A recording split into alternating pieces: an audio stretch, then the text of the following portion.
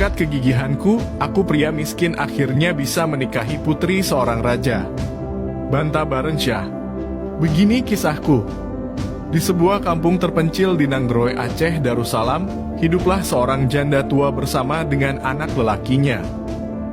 Anak lelaki itu adalah aku bernama Banta Barensyah. Aku dan ibuku hidup bersama-sama dalam sebuah gubuk kecil yang sederhana. Sehari-hari aku membantu ibuku bekerja.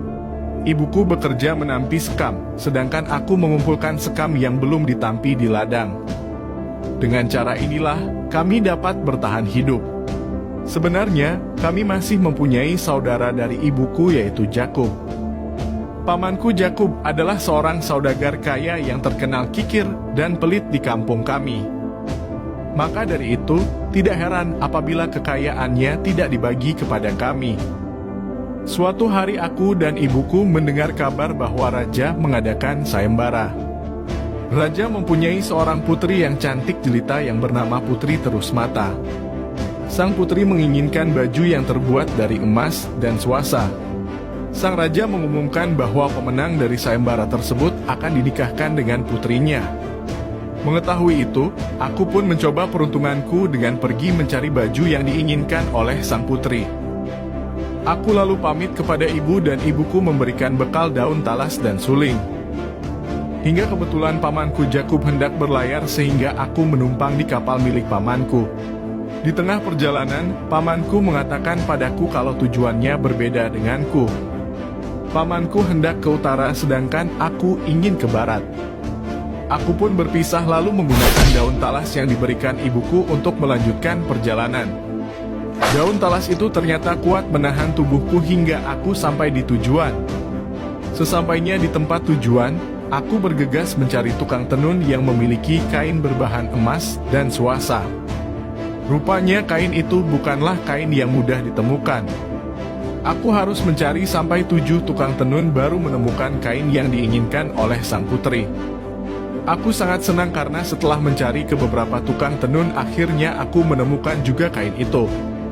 Tapi, seketika aku sadar bahwa aku tidak mempunyai uang untuk membayar kain itu. Karena itu, aku membayar kain itu dengan memainkan lagu bagi tukang tenun. Setelah selesai bermain lagu, aku berterima kasih kepada tukang tenun dan segera berangkat pulang. Kain itu aku masukkan ke dalam seruling yang aku bawa. Dalam perjalanan pulang, aku bertemu kembali dengan kapal pamanku. Pamanku pun mengundangku untuk naik ke kapalnya. Tanpa diduga, ia merampas serulingku dan kemudian mematahkan seruling tersebut. Lalu kemudian menemukan kain berbahan emas dan swasa itu. Aku lalu dibuang dari kapalnya dan meninggalkanku di tengah laut. Untungnya aku ditemukan oleh sepasang suami istri yang sedang berlayar mencari lokal. Pasangan suami istri itu sangat senang menemukanku karena mereka tidak mempunyai anak. Aku lalu dirawat untuk beberapa hari di rumah mereka. Setelah keadaanku membaik, aku pun pamit.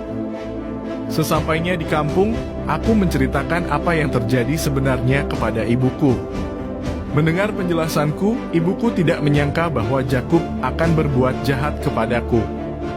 Kabar tentang pernikahan Jakub dan Putri Terusmata pun terdengar. Aku yang mengetahui itu lalu pamit kepada ibuku dan bergegas ke acara pernikahan itu. Saat aku tiba, acara pernikahan akan dimulai. Tiba-tiba di tengah acara pernikahan tersebut, seekor burung elang masuk dan terbang mengitari gedung tersebut. Burung tersebut mengeluarkan suara dan mengatakan bahwa kain berbahan emas dan swasa yang ada pada pamanku adalah milikku. Awalnya tidak ada yang mendengar burung tersebut, tetapi burung elang tersebut terbang rendah hingga suaranya mampu didengar oleh semua orang dalam ruangan itu termasuk raja dan putri. Pamanku yang mulai panik kemudian berusaha melarikan diri melalui jendela, tetapi kakinya tersandung sehingga ia jatuh dari jendela dan tewas. Raja pun bertanya kepadaku tentang kain berbahan emas dan swasa itu. Aku lalu menceritakan kejadian yang sebenarnya dan bagaimana sampai kain tersebut berada di tangan pamanku Jakub. Mendengar penjelasanku, akhirnya raja menikahkanku dengan Putri Terusmata dan menjadi penerus kerajaan.